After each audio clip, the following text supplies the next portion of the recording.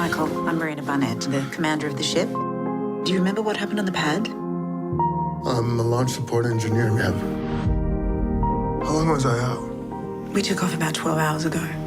12 hours. I need to get back to my sister, please. My sister, she's alone. Please, I gotta get back. We're not going back. What do you mean we're not going back? This is a 2-year mission. 2 years is a long time to be away, but this is the opportunity of a lifetime. I can learn fast. Ready? Yeah, I'm ready. Yeah, I'm ready too, dude. Let's do this.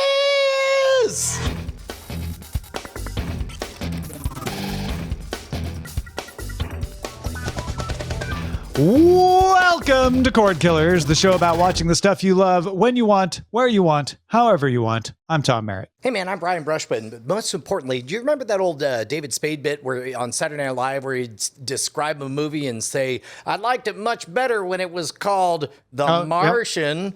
I don't care. I liked The Martian a lot the first time I saw it. Look forward to even more watching it the second time. I liked it better when it was called For All Mankind. I like it better when it's like more new stuff. Yes. Actually, what I took from that trailer was that Frank Underwood didn't kill her. He just sent her to Mars. Same difference. What are we looking at, Bryce? So that is a trailer for the upcoming Netflix film Stowaway. There's a 2-year mission to Mars that hits a snag when a ground support engineer accidentally gets launched while he was passed out on the ship.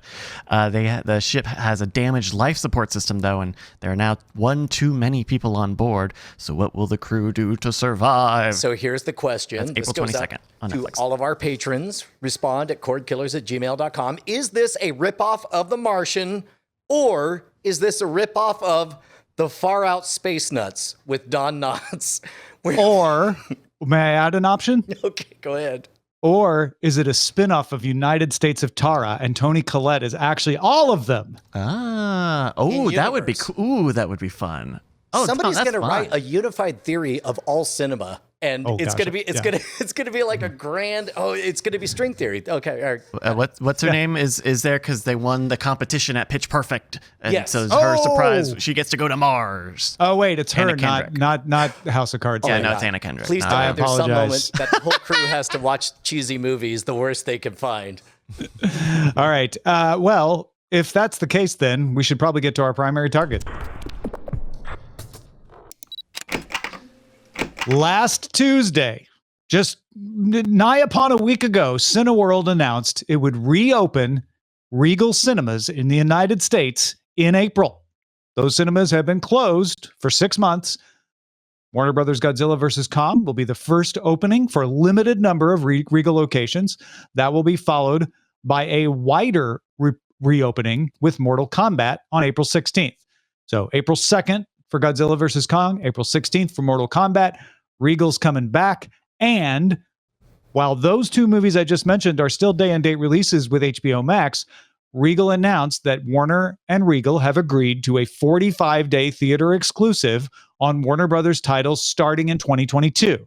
So we're having day-and-date on HBO Max till the end of the year. 2022, Regal theaters will get a 45-day exclusive. And in fact, in the UK, they can drop that down to 31 days for lower box office titles. Man. That had everybody all excited, right? Everybody's like, oh, the theater owners were like, we figured it out. Everybody, peace in our time. Then Wednesday, Disney announced it would do day-and-date Disney Plus premium releases along with the theatrical releases of Cruella on May 28th and Black Widow on July 9th. And the Pixar movie Luca will stream exclusively on Disney Plus in the US, not even going to theaters on Father's Day weekend, June 18th. Also, Shang-Chi and the Legend of the Ten Rings moves to September 3rd. No streaming news on that. But all of that led to condemnations from industry outlets like Deadline that one day after a sense of normalcy returned with that Warner agreement, Disney tore up that sense of security with a day-and-date situation, except if you ignore the timing of these announcements, here's the situation. Warner has day-and-date releases until the end of the year, after which it switches to a 45-day window, and Disney has 2 day-and-date releases for a couple movies this summer, after which the window's back and it's still negotiable, but currently Disney has the 90-day window as its only other option. They haven't announced anything else. So honestly, Disney is still giving theaters a better deal than Warner. That could change, but it hasn't, and it doesn't need to. Disney could come out with a 60-day window or do what Universal did with a 90-day window for some stuff and a sliding scale for the rest. The fact is, Black Widow couldn't wait any longer because Disney Plus series rely on it to kick off the next phase of Marvel movies. WandaVision was supposed to come out a week before Doctor Strange, or maybe 2. Now it's going to be a year before Doctor Strange. So Disney had to get Black Widow out, and a simultaneous release is better at this point, even for theaters, than just sending it to Disney Plus only, like it did with Luca. Quick question on the day and date releases for Disney. Are those $30 special events? Yes, watch. That's okay, right. Okay. So even like HBO Max is just giving it to you if you're a subscriber. Disney is putting a paywall up. Like, well, you can choose to pay to go to the theater, or you can choose to pay a little more, depending on how many people you have in your household, to watch it at home. First of all, I think you're 100% right. I missed one of my best friend's weddings because we had a flat tire, and a friend of a friend called and said, hey, when my daughter, there was some moment, whether we were there or not, and the doctor said, it's time for this baby to come. So in the case of Black Widow, let me just say, you just got the phone call. She's already killed her husband. There are 10,000 babies, most of which need to die immediately. This baby it's time. It's time. Wait, why are babies dying? You lost me there. Oh, because she's a spider.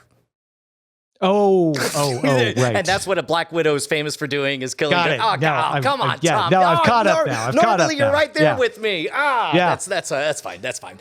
No, I think you're 100% right. You can't adjust the timing. This thing is these babies, these 9,999 all of the Black Widow's babies. See, now I'm making the joke in my head. They're all overdue.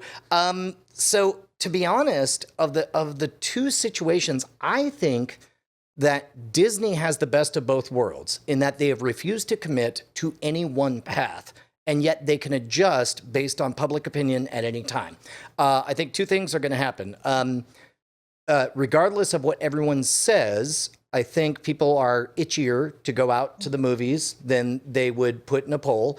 I think that a lot of people, I think we're going to see a lot of, how could I put it?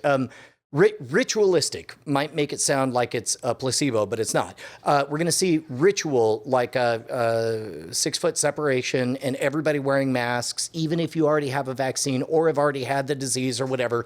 But I think people are more ready to go back to the movies than they're saying out loud. So in that case, everybody, the return of theatrical releases is a smart move. However, I believe Disney is the best position in that they've made no promises and they can make any pivot anytime they want at any time. Yeah, and don't forget, there's a few other little pieces to consider. AMC Theaters has a cut of some of the streaming, I think from Warner and Universal. I don't know how long that lasts, but they could possibly try to work a deal like that with Disney as well. And so really all bets are off for 2021. Everybody feel like freaking out about, HBO like made it better for theaters. And then Disney went and ripped it up. It's like, no, they just they make these decisions in reverse order. And suddenly it's Disney ripped things up, but then HBO saved it. And now we're fine. It's all perception. And 2021 is a mess. Nobody knows.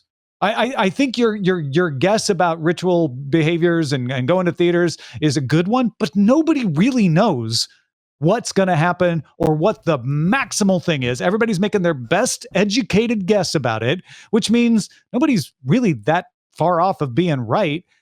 Whereas 2022 seems like, okay, 2022, people are going to go back to normal and theaters are going to want a window. Now, we've all seen that, there's a lot of interest in streaming at home. So we can't live with the 90-day window anymore. That's over. But it's a matter of, is it 40? Is it 30? Is it 60? Is it a sliding scale? That's what this is all about. None of it's about what happens in 2021 because 2021 is all a crapshoot anyway. This is about when we go back to normal in 2022, which is when HBO Max stops doing day and date. What are the rules going to be? So my wife tweeted me or texted me a picture of we have a Weimaraner, and she texted me a picture from the Facebook Weimaraner group saying, how do you get your Weimaraner off of your countertops? And there's a Weimaraner, comfortably seated on the countertops of a kitchen. And then Bonnie says, you didn't notice the important part. I was like, oh no, I totally did. And she says, I'm not sure. And I was like, is it the fact that all those countertops were totally empty because they had this happen so many times. They learned to never have anything on countertops. And she goes, oh, you did. Okay. So this is the empty countertops of this story is they can say whatever they want about 2022 because the worst thing that can happen is the thing they've already done, which is decide to stop having movies anymore. Like you already broke that seal. So it's a hollow bluff at this point to me. The leverage is entirely in the studio's favor. The theaters still have some leverage, especially on the bigger blockbusters, because you still make a lot of money off them. Disney is not going to make as much off Black Widow as it would have had there been no pandemic. But they're in a situation where they just have to eat that and try to make as much as they can given the current conditions. So that's why you see like, okay, maybe for some big blockbusters, we'll still give you the 90-day window because we need that money. But you're not going to get that for most stuff. Although Warner was able to get 45 days for everything. So now everybody, Universal's over here looking at that going, oh, well, that's interesting. So, okay, and that's going to shake out over the next several years, I think. Tom, let me play amateur handicapper and just sort of throw out who I think is best positioned and who isn't. And you could chime in and tell me all the ways I'm wrong. I think Disney might be among the very best positioned in that they refuse to commit to anything one way or the other. They have the move. I'm sure making $30 per household is just fine on day and date releases. They get to use those as big numbers to boost their stuff. If people do want to go to the movie theaters, they get to participate or whatever. Weirdly, I think all the movie theaters who have gotten their affairs in order, and that includes, for example, we were lamenting the fact that Alamo Drafthouse had to file for bankruptcy. Reminder, bankruptcy is just a reallocation of debt and a repromising of how you pay stuff off. That seems to me, bankruptcy is the kind of move you make when you expect you do it right before you're about to get out of trouble. So I think they're very well positioned. I think that is an indication that movie theaters are very well positioned because whatever they're doing now, they're either closed, fully dormant, or waiting. And I think them waiting, like there's a lot of 10 theater multiplexes that will open with 2 theaters, and then they fill up. Then they add a third, a fourth, a fifth, a sixth. Like they will respond to whatever the people want to do. I think that HBO Max early on had the advantage, but now they made promises and they kind of got to keep them. And now they're the ones who are a little bit trapped. Those are my general feelings. How do those land? Yeah. No, I see where you're going for. Couple of things occur to me. One is we are going to have fewer theaters in 2022 than we had in 2019. That was already going to happen. Theaters were kind of slowly closing here and there. This is going to accelerate that like the pandemic has done with all these trends. So there'll be plenty of you who can write in and say, you guys say theaters are going to come back, but I had 3 theaters within driving distance of me, and now not all of them have gone out of business. That's going to happen. There's going to be people in that situation. But by and large, you're still going to have the majority of theaters reopen and continue to be close to as successful as they were in 2019 by the end of 2022. That's one thing I think. The other thing I think is all of these windows are not going to stay variable. I think because we had a 90-day window, not because one day everyone said 90 days is now the thing. It's because everybody had a bunch of different agreements, and then they slowly nudged their agreements and changed things up and negotiated until everybody kind of coalesced. They're like, okay, 90 days is the thing. And that doesn't work anymore. So yeah, Warner's at a disadvantage that they signed up already. But I also think in the longer medium term run, the next 3 to 5 years, whatever it's going to be, whether it's 30, 45, 60, whatever sliding scale, like everybody's going to coalesce around that. And all the studios are eventually going to have similar deals. I think that's very close to what I believe, except for you're implying that we're going to go back to a 90-day window, which I don't think we'll ever quite go back to. What we'll go back to is a 30 or 60 or 90 with side benefits. You could take 30, in which case you could make all the money, but we get to participate in 20% of your profits. 60, or you could take it and then we get 10% of the profits for your streaming services, or 90, right, like the old school deal. Yeah, I agree. We won't go back to the 90-day window. We'll go back to something that is agreed upon. And I think it'll be more complex than the 90-day window. I think you're right. What you just described sounds like a perfectly logical thing to end up with, which is there are 3 classes of movie, the 30, the 60, and the 90 day. And almost nothing is 90 day except the hugest blockbusters. A lot of stuff 60, and then there's some 30 stuff. I wouldn't know be what the surprised if they even come up with like clever titles for them, similar to like bonds are rated like A++, A++, A++, A, and then B, which means garbage. Like they may do a double R for a romantic comedy or no, that sounds or whatever. But the point is like they'll come up with words for these various classes of movies. I think. I mean, the they kinda have blockbuster, that, right? the block bruiser, and the block tickler. But they have like, I mean, we already do kind of categorize movies in that way of like, hey, this is a direct to VOD film. This is a direct to streaming thing. Like, I think they're already class. Maybe we don't call them things because consumers would get confused by that. But I think people who are making these decisions do recognize that there are different levels of budgets and films. Yeah, I think that what we're shaking off, kind of like a wet dog getting dry, is we're shaking off the idea that the manner of distribution in any way is an indication of the artistic quality or the cultural significance of a movie. And I do think that really will change over the next year. But what will not change is our love for you guys, the simplicity and the independence that you grant us, because we're both simple and independent over here at Cordkillers. Head on over to patreon.com/Cordkillers. Why don't you become one of our beautiful bosses? There's over 1,000 of you guys. You guys keep us loud, live, and independent so that we can bring you the best in the news of how to watch what you want, when you want, whenever you want, on whatever device you please. You get our after talk. You get everything in one special RSS feed. Most importantly, you get our full attention the moment you write us an email. Nobody else gets that. Not even my wife or my dog. How do I get my dog off this counter? You just clear everything off the counter, or implant spikes on the counter.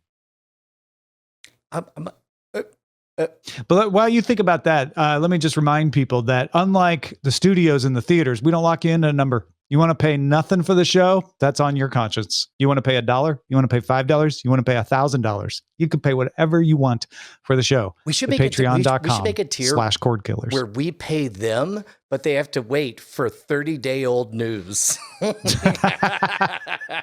You could sign up, like you could be notified of all the news, but you don't get to hear the episode for 30 days. There's a window on our Cordkillers episodes. Yeah, that's exactly. Exactly. We'll pay you $1 if you let us. No, we go broke. Because I'd take that deal.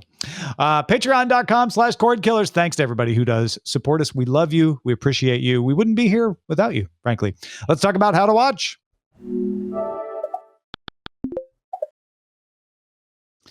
Speaking of numbers, we get some numbers about streaming services these days, audience numbers. Many of those are self-reported. Marvel just self-reported that Falcon and the Winter Soldier was Disney Plus's most watched series premiere yet, followed by WandaVision and The Mandalorian. Now, when I say we got numbers, Disney didn't give any actual numbers.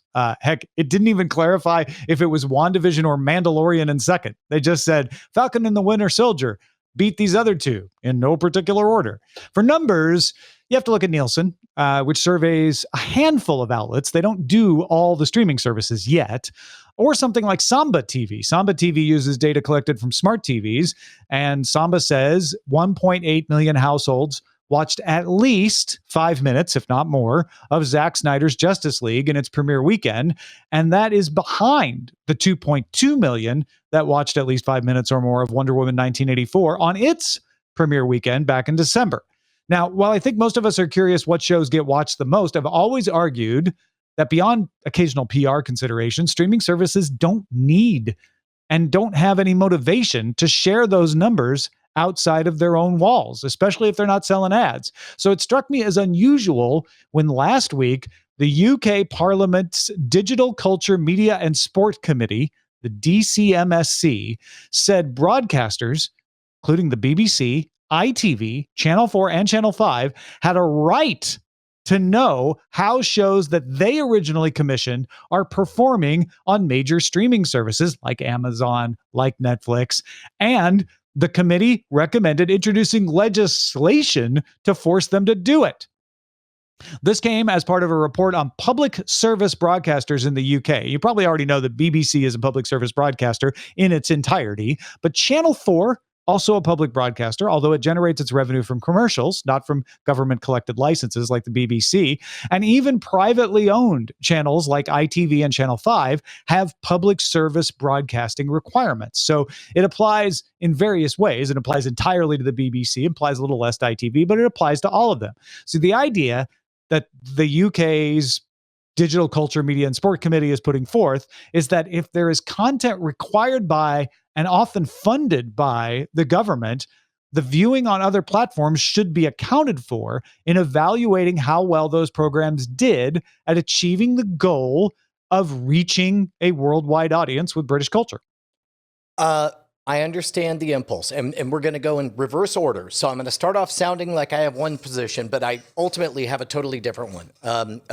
Going in reverse order, this is the dumbest law I've heard in the last 30 minutes, specifically because you already have whatever agreement you're going to have. It's called a contract in which you can write, you will pay us X number of dollars and give us the numbers. And then on top of that, it's like, well, if we give you the numbers, you might just run off and then publish them however you want. You're like, you're right. How about we write a clause where you pay less, but we have the right to give the numbers, or you pay more and we don't have the right to share the numbers. In either case, it's called a mutually agreed upon consent between two parties. So that's all dumb as hell, and I hate everything about it. However, there's a temptation to want to believe that the Nielsen dynamic, the Arbitron numbers, the popularity contest doesn't matter. And I'm here to say it does matter.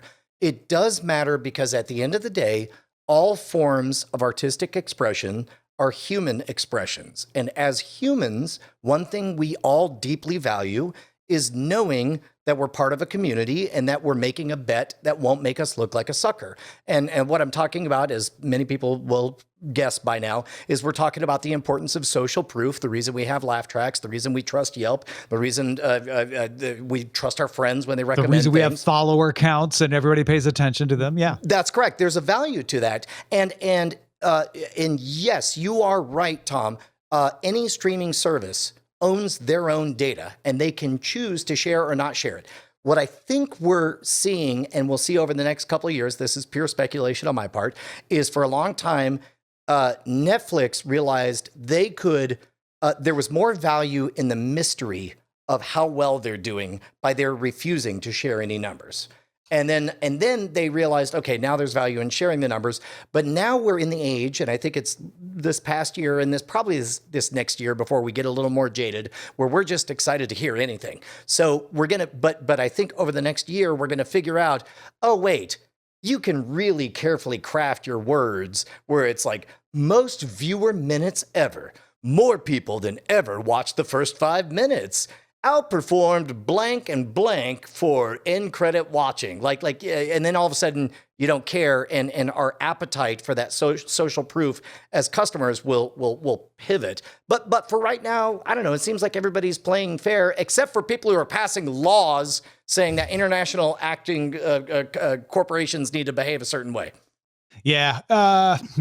Interesting. There's a lot to respond to there. On the one hand, I can see the committee saying, sure, you could sign contracts that require the numbers, but that's going to lower the amount we get. And we don't want that. We're having a hard enough time funding the BBC as it is with these licenses. We need them to get the most out of it. But if we pass a law and BBC can go, not our fault, it's just the law, then maybe we get more money. That's a possibility. I'm not saying that's what actually is happening. Also, I think they could pass a law, and that could be what they're thinking here.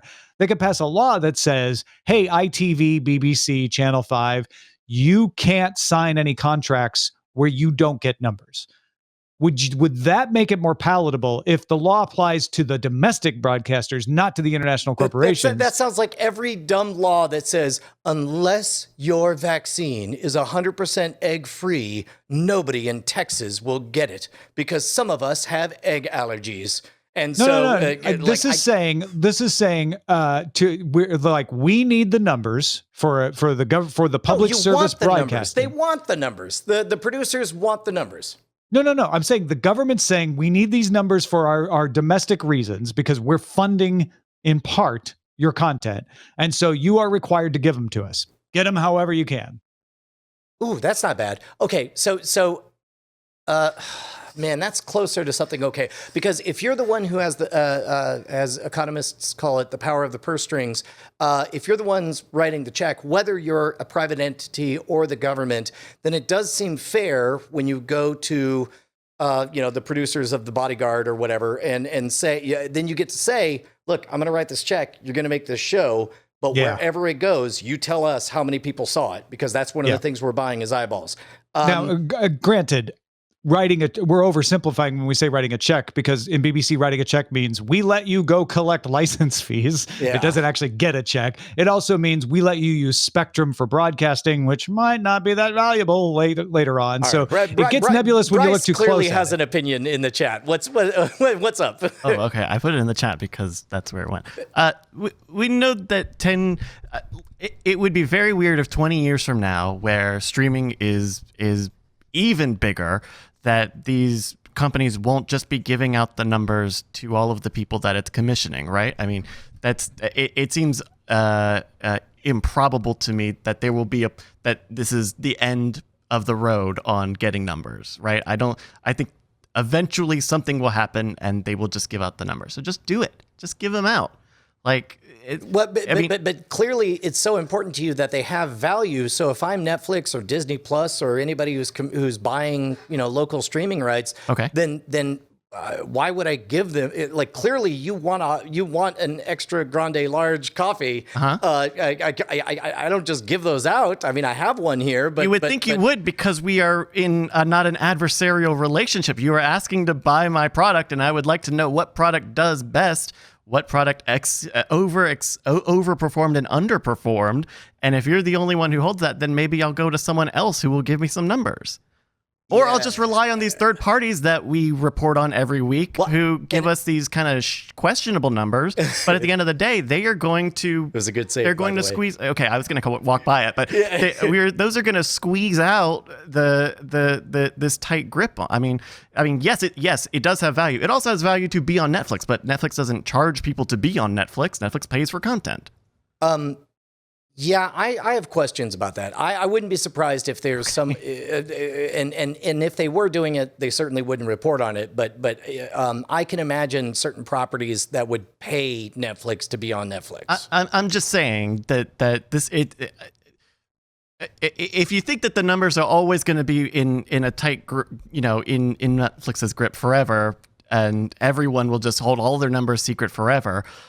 Then I don't think there's any change in your mind. But I don't think that that's what's going to happen in the next 5, 10, or 20 years. And I think honestly, I think if Nielsen would do a more comprehensive reporting, which I know they eventually will do, that's close enough, right? Like that should be good enough for this committee. Or even I wouldn't be surprised to see an open source alternative to Netflix, where it's hey, install this app, join the P2P network, and we're going to do some sampling based on how many of you are on it. We're going to listen to whatever it is you're watching.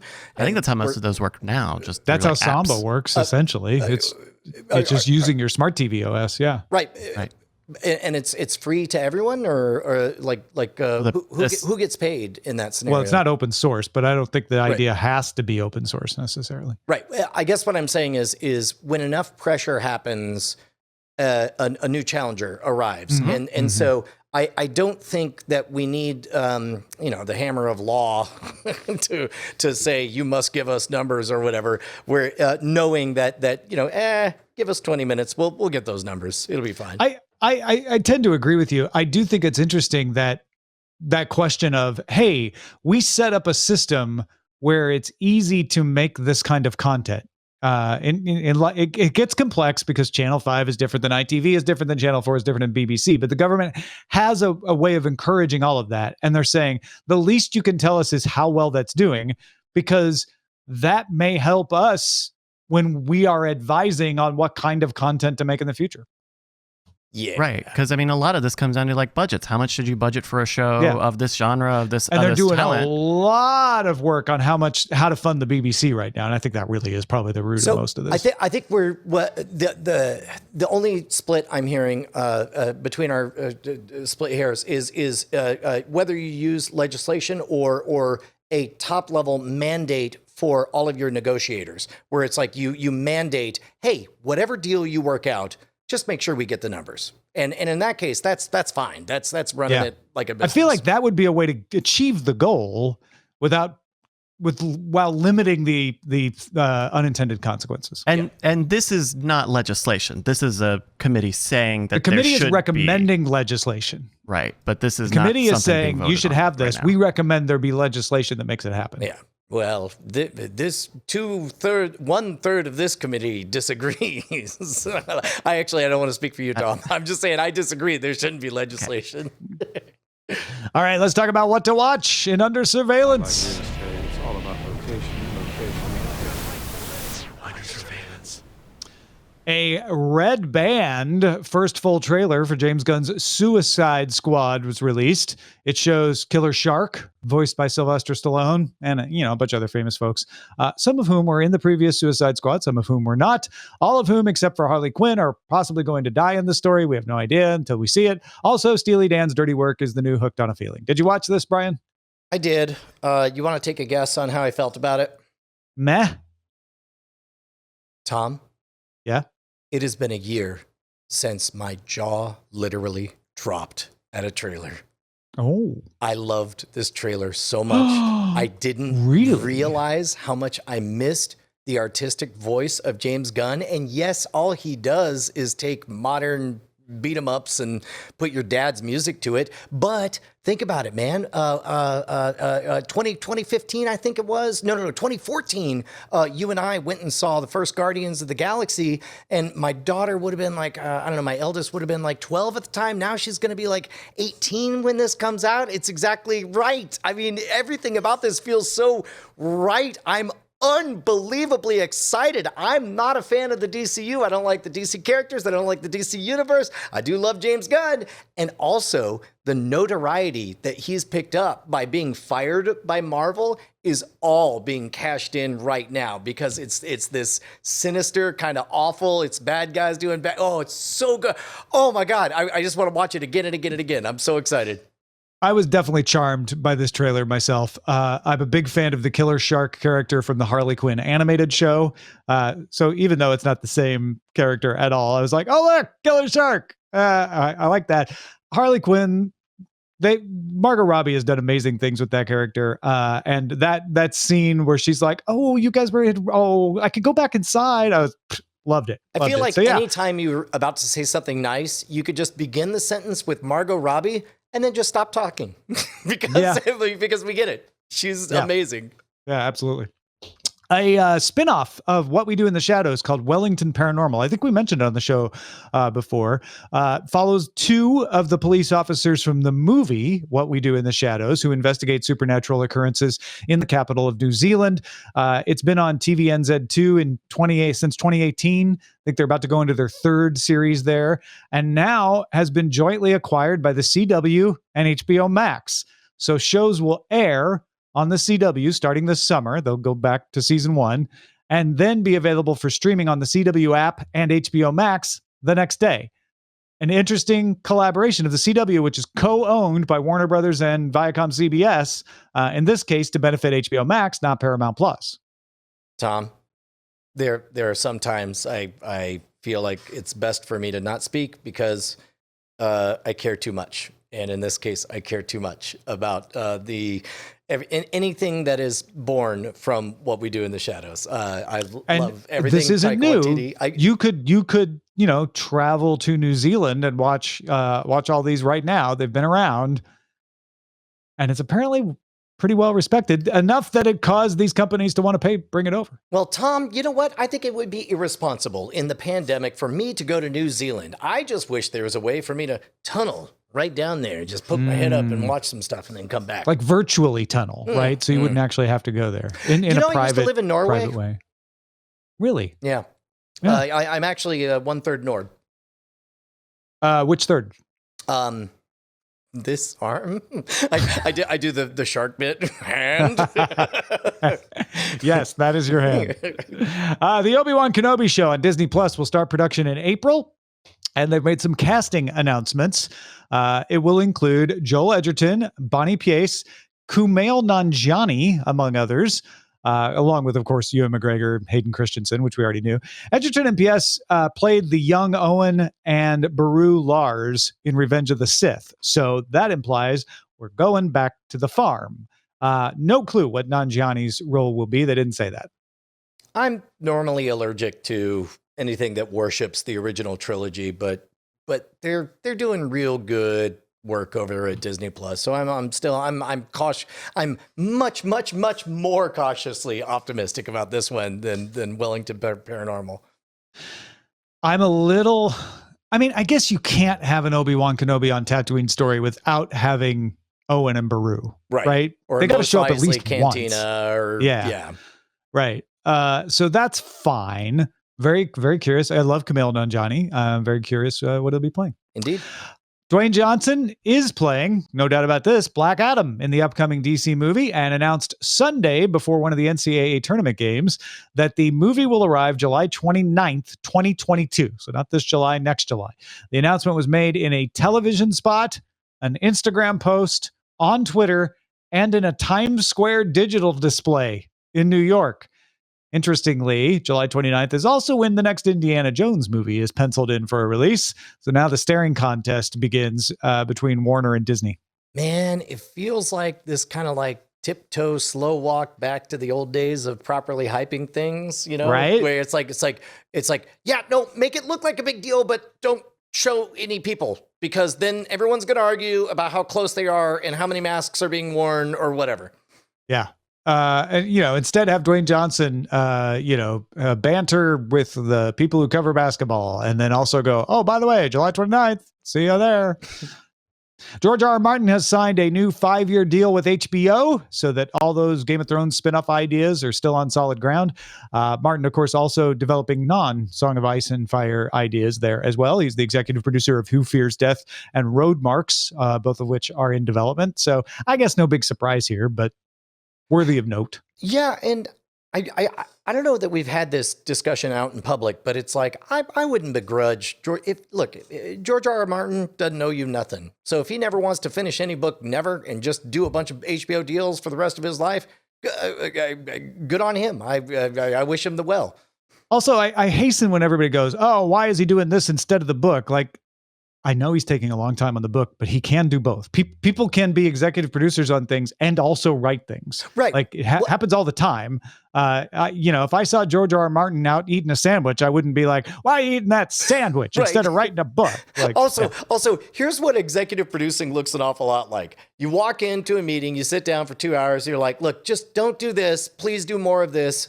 More of these, 1/3 that, this, the other thing, get back to me. Then you sit down in front of a typewriter and then you type for the rest of the day. 3 weeks later, there's another meeting and you say, guys, I told you, this is like 2/3 this one thing. I only want 1/3 of it. Okay, anyway, bye, back to the typewriter. Yeah, there's a lot of time during the week when Brian and I are not doing Cordkillers. That's not true. That's the one exception. We are constantly doing it at all times. 24 hours a day, 7 days a week. A few other notes here. The Witcher Blood Origin has casted Vikings actor Lawrence Uffarin. The video game Ghost of Tsushima is getting a movie adaptation from the director of John Wick. Amazon is going to stream 21 regular season Yankees baseball games on Prime Video. More sports coming to Prime Video. Disney Plus will make a National Treasure TV series with Mara Nair to direct and focusing on a character named Jess Morales, who is a 20-year-old who came to the U.S. as a child and is undocumented. He's a dreamer.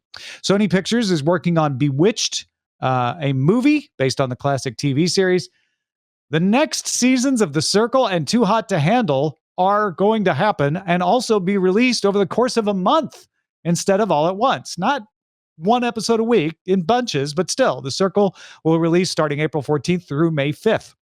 And HBO dropped a full trailer for the new sci-fi period drama The Nevers coming April 11th to HBO and HBO Max.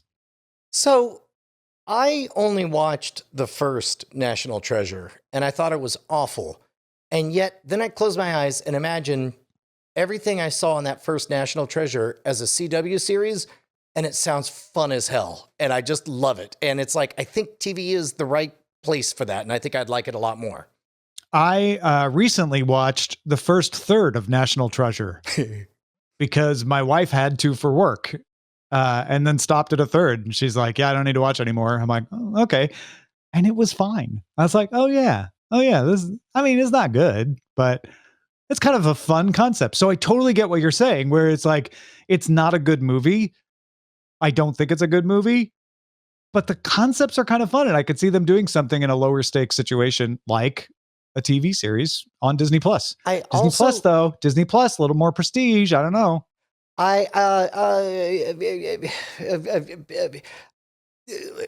Please don't fight about politics in your art. But I kind of dig the idea of, hey, what if we had a character, who reminded us of what it is we love about America and want to be here and study it. For example, we were talking before the show about how we're doing a silly March legally obligated pause madness bracket of constitutional amendments over on the politics stream.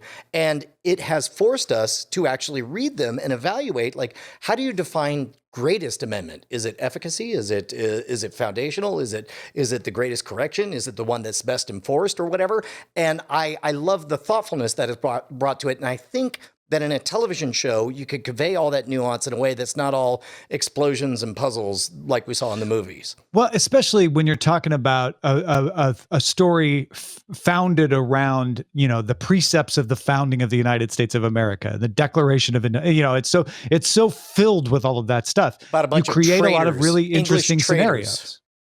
Yes, right. Traitors to their own country. Exactly. That's us. And got kicked out of every respectable country on earth. Yeah, that's right. All right. Let's talk about what we've had our eyes on. Brian, what have you been watching?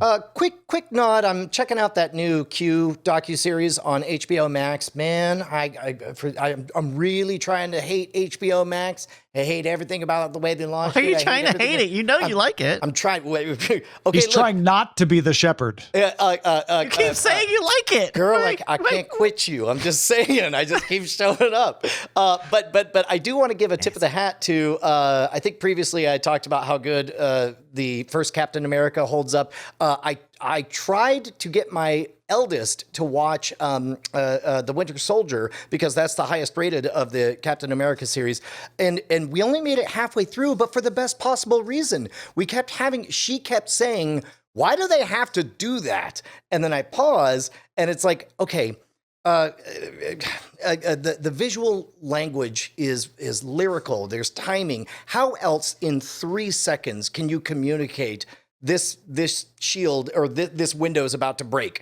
Well, you can show it visually. You can have the computer say shield integrity at 10%, and there's all these different tricks. And it's like, but it's so artless. And what I was like, sweetie, if you were writing a book, you could take paragraph after paragraph or whatever. But it's like it ended up being like a basic film tutorial for my 17-year-old. It was great. And the funniest part was we only made it halfway because then it got really cheesy with this dude who lives in a computer.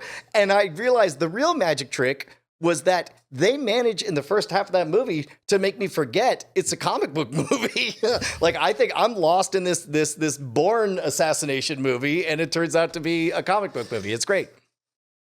I want to shout out the Yin Yang Master, a movie, a martial arts movie that I watched on Netflix. It's based on one of those old tales that gets remade. In fact, I think there's another movie on Netflix that I watched not too long ago based on the same tale, but this is a different telling of it. And it's basically a city is guarding an ancient evil, and that evil gets out, and then they have to stop it. And a discredited city guard teams up with a discredited former martial arts master, and they are the only ones who can save the world, and they save the world. And it's full of really good fights. If you want really good martial arts fight scenes, check out the Yin Yang Master. It's on Netflix right now. Right on. What should we be on the lookout for, Bryce? Hey, I got a pick for you guys today. Last week, I had the pleasure of sitting down to watch a 2018 indie low budget sci-fi film called Prospect. Have you guys heard of this at all? No, out of the corner of my eye for a second, I thought we were looking at Sounds Monster, familiar. but it does sound familiar. I haven't seen it, though. So this is about a father and daughter team who go planet side for one last haul. They've only got 3 days to go to the planet and harvest goods and do work.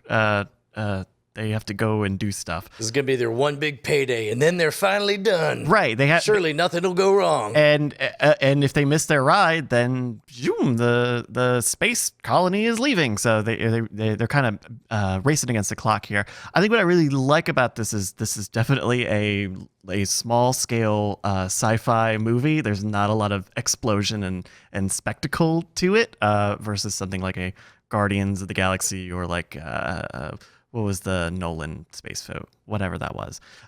Interstellar. Interstellar, thank you. It's not that big. This is some wilderness and they've painted some planets in the sky. But what I think is really interesting is that this is pretty much this is literally a space western. This is just a western film with spacesuits and they're in a fern forest and there are some spaceships around. And I think that's really good. Like I think I think Sophie Thatcher, Jay Duplass, and Pedro Pascal, who are... that is, okay, so that is Pedro Pascal. Yeah. That's awesome. I think they do a really good job in showing off these characters and setting up an interesting situation on this planet where they only have so long. And So Just from watching the trailer you were playing while you were describing it, is it the Treasure of the Sierra Madre? That's what it looks like. I don't They know. go That's up the to find the Western- that secret they're- gold, and then they don't trust each other, and they get in a standoff. No. Okay, I'll say that it's not that. got it. one question. Okay. Should I bring my family? Should I go in blind and with which members? I don't know the family that well. I would say Your Honor, let the record show that Bryce looked at his watch when I asked that question. Go ahead. it buzzed. It's 7:00. It buzzed. I think you can. There's some violence. There's not too much. Oh no! I just or mean, stuff. is it good enough for me to say, guys, let's go in blind? Sure. Okay. Yeah. I'm having to talk around this movie a little bit because even the conceit of it. I watched the trailer beforehand and I was like, oh, I really didn't like knowing all of that.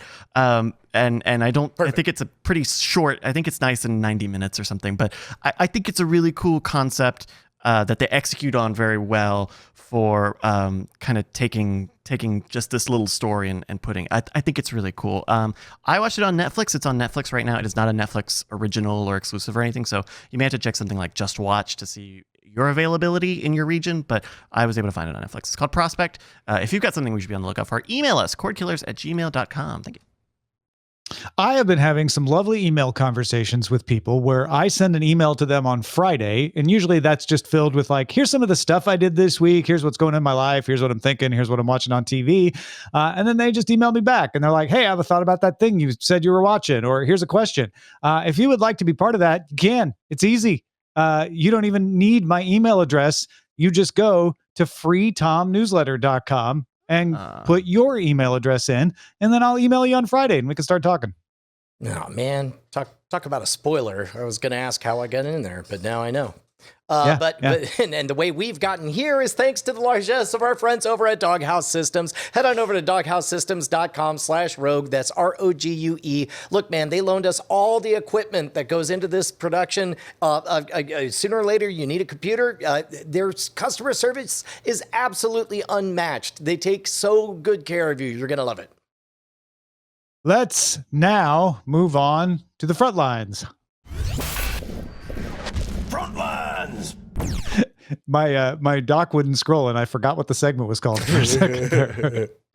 Amazon's new Fire TV interface is rolling out to the Fire TV Stick 4K and both generations of the Fire TV Cube. Plans are to bring it to the second-gen Fire TV Stick and Fire TV Smart TVs later this year. The UI includes user profiles, an updated home screen, and originally launched on third-gen Fire TV Stick and Fire TV Stick Lite last year. Meanwhile, NBC Universal told advertisers last week that Peacock now has 35 million signups, up from 33 million at the end of 2020. That includes free and paid users. ooh, that's not as fast growth as I would have expected. It's not. Also, wife works for an NBC Universal owned company. It's not. But they make money on those free users. I mean, they are serving ads. They do. Sure. And it is only domestic.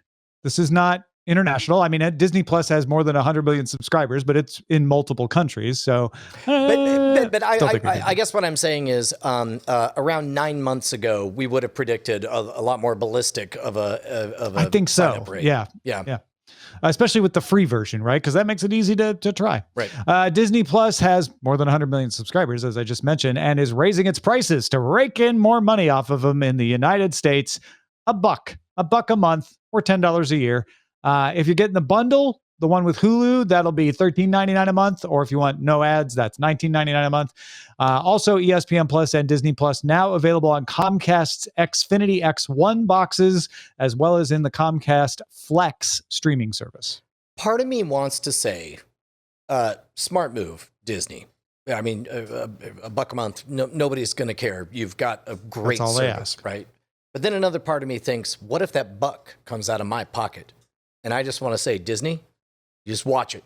We've been friendly so far. I need you to keep it together. All right? Yeah, they're going to raise the price on you too. Dang. Okay.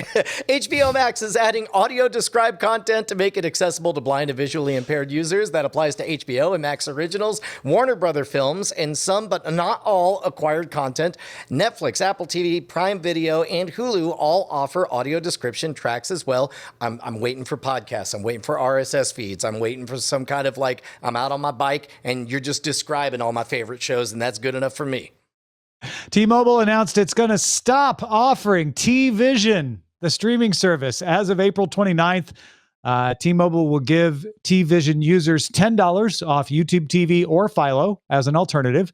All T-Mobile subscribers will get that same discount starting April 6th, but if you're a T-Vision subscriber, you can take advantage of it right now. This is the one, remember, where they had the clever thing where like, all of those troublesome Viacom channels are over in a separate package. So we're honoring the deal. And Viacom's like, no, you have to have us in your regular package. And apparently they couldn't make the math work because after they put it in the regular package, it lasted 6 months or so. I mean, I don't know who I'm grunting for. Like they're whatever. Bunch of moneyed people have confusing moneyed problems. Less competition for these streaming services would be what I would be grunting for were I to be grunting, and I am. Yeah, let's all grunt. Hulu's Android TV app has been stuck at 720p for a while, but it's been updated to support 1080p streaming. The device must also be able to stream it, but will definitely include the NVIDIA Shield TV and Sony Bravia TVs, as well as Google TV devices, which run on Android TV. Hulu offers 4K on Android for the Chromecast Ultra. I got a little bit fumbled because about halfway through, I suddenly remembered that you just joined a secret club of VR enthusiasts, and there's something called Big Screen that I'm trying real hard to figure out how to make good, because right now it's like it mostly works and then it melts down or whatever. And what I want is for me and everybody else experience. I got distracted. Sorry. Good for you, Hulu. Yeah. But meanwhile, Tom, we got to do Big Screen and putt. It'll be great. Android's over like, hey, our Hulu's now 1080p. And Brian's like, yeah, I've moved on to virtual reality. I don't even exist in your world anymore. Sorry. That's kind of literally what just happened. Yeah. All right, let's get to the dispatches from the front.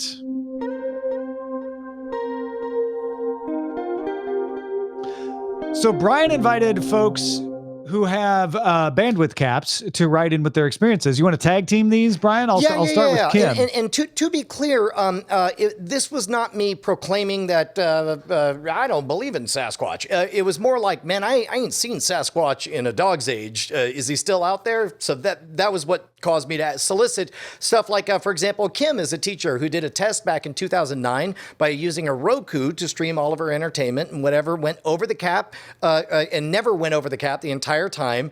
She canceled cable and never went back and has never gone over her data cap. The only times she did go over data cap were during the Tax Day flood, Memorial Day flood, and Hurricane Harvey. With each of those, she says she had entertainment going on the iPad while using the phone to check local news and connect connect with people asking for help. AT&T lifted their caps during Harvey and also the others. So apparently, as long as it's business as usual, she never had a problem. And when she did have a problem, it was not business as usual. And all she had to say was backsies. And they said, sure, backsies. Anonymous in Atlanta had a different experience. Used to have a business plan, so didn't worry about caps, but then changed jobs and moved house and lost that plan. They used to bump up against the cap until Comcast increased it. And then for several years, they stopped thinking about it because the new increased cap was big enough. However, during lockdown, they hit it again. But during lockdown, Comcast stopped enforcing it until they started enforcing it again. And Anonymous in Atlanta got hit with a $60 overage. Anonymous wrote, "This topic all came up because of AT&T no longer zero rating HBO Max. My wife is a Warner Media employee working on projects directly related to HBO Max, so Max hit us twice on our cap. Brian, I play her the portions of the show where you talk about Max often. She is happy that you've softened on it and wants me to tell you that with a few of the recent additions like Warrior being Cinemax shows, they are getting closer to solving the problem you always had with the name." You know, and weirdly, even if it was a retcon, I would be more okay with the name because everybody assumed it's like, no, HBO plus Cinemax, HBO Max makes sense. And it's like, no, that's not what they're doing. But if it becomes true, then whatever, that's fine. It's HBO Endgame. Glenn writes in saying, "We have broadband from Comcast with 1.2 terabyte cap per month as of January 1st, 2021. Comcast rolled out data caps to all remaining customers nationwide. So they're increasing the use of data caps, not lessening them with remote school via Zoom, my work at home, all of the streaming video usage. I have to be very conscious about usage as we're approaching the end of each month to avoid going over." Thank you very much, Glenn, and thank you for being our boss. We talked a bit about this almost a year ago where we had problems on this very stream because theoretically we had plenty of upstream bandwidth, but then after 2 months of every single week talking to customer service, eventually they confessed, Spectrum confessed, yeah, hey, we can't say this publicly, but none of us can provide the upstream simultaneous bandwidth that the whole world is asking for right now. And obviously, you know, down the road, it seems like we're in a better place, but that doesn't surprise me at all. Yeah. Although when they said that, they meant in your neighborhood because most places didn't have those problems. So I don't know. Maybe it was your node or something. I was told that there were nationwide level meetings of IT managers between all the networks saying like, hey, we've all overpromised on our upstream bandwidth and everybody's using Zoom now. And so suddenly everybody's a broadcaster. I don't doubt that those meetings happened. But I remember doing a story on Daily Tech News Show mid last year that was like, hey, the internet didn't melt down. Like they were able to provide service and there was virtually no problem. There were sporadic problems here and there, which you were a victim of, but mostly it actually held up. And then Dan, who lives in central Georgia in a somewhat rural area, said, "We currently have two options: reliable high-speed fiber with data caps or unreliable cable without data caps." We ended up choosing the fiber, and I just monitor our monthly usage. So. Quick tip of the hat to Andy Beach, who sent in this incredible breakdown of how closed captioning works, reminding us that closed captioning is an alternative to open captioning being when things are hard burned into, like when you picture, I don't know, you see like a movie set in Vietnam, there's always like 7 different languages across the bottom. That's hard captioning. The closed captioning, man, you probably could summarize this better than me, Tom. Yeah, I tried to. Closed captions, as we used to think of them in the analog days, right, Andy, this is not me talking, were called 608 or line 21 as they were visibly delivered into the TV set in a part of the video image that fell outside the normal display area. When we moved to digital broadcast, 708 standard was created. Instead of a visible image that had to be read by the system, it was a digital signal embedded in the MPEG transport stream. And now with the internet, There was no standard for how text was transmitted or rendered until approximately 2015. Up to that point, the closest we had to a standard was timed text, TTML, which was an extension of HTML that was proposed in early 2000 by the WC3. Wow. Finally, in 2015, the WC3, HBO, and Netflix shared an Emmy for their work standardizing TTML, which was published as TTML2 and has become how closed captioning is delivered to web clients. As I mentioned above, there are 3 likely devices in the playback loop that could render your content. Over the air, the TV itself, which would know how to render 708cc, the digital closed caption. And the next in the chain is the device, your TiVo, your Xbox, your Roku, or your Fire Stick. All of these devices have their own operating system, and some notion of a default media player and service might choose to utilize that, in which case, both in the app and probably at the global setting of the device, you could turn on or off captions. And then there's the app itself. If they're using a custom player, it isn't really connected to the system reference media player, and therefore it doesn't know how to respect the setting you made at the operating system level. So instead, the devs need to add the ability in the app to turn on. For both of these last options, device and app, there are some variant of TTML2 captions being used, most likely, and their specs are closely aligned with whatever protocol is delivering it. He also jokingly said, let me know when you want to record a Know a Little More segment on captions. And I have scheduled that. So Andy will be appearing in an episode of Know a Little More. I forget what the movie was, but I remember it was some ripoff of The Exorcist, and the priest says, don't you ever invite the devil into your heart, because he will accept. The moment I read that, I was like, well, that's happening. Yeah, that's it's on my calendar. So look for that in a future Know a Little More podcast episode. Folks, we should have Ayaz Akhtar on the show next week. Looking forward to that. Our website is cordkillers.com. Our email address is cordkillers@gmail.com. We're live on twitch.tv/Night Attack. Also carried on diamondclub.tv Mondays at 7 p.m. Eastern, 4 p.m. Pacific. We'll talk to you again next time. Hey, Tom Merritt. Yes, Brian Brushwood. Know who I love even more than my own children? Your other children? No, not my wife. I know what you're saying. I love our $5 patrons. These are the people that keep us loud, live, and independent. Thank you so much, $5 patrons. You know what? I love them more than not life itself, because then I'd be dead and I couldn't appreciate them, but really, really, really close. And I'm so thankful that they are here to make this show happen. Thank you so much to all of our $5 a month patrons. You guys are wizards. You're champions. Thank you, everyone. You're heroes. Diamond Club hopes you have enjoyed this program.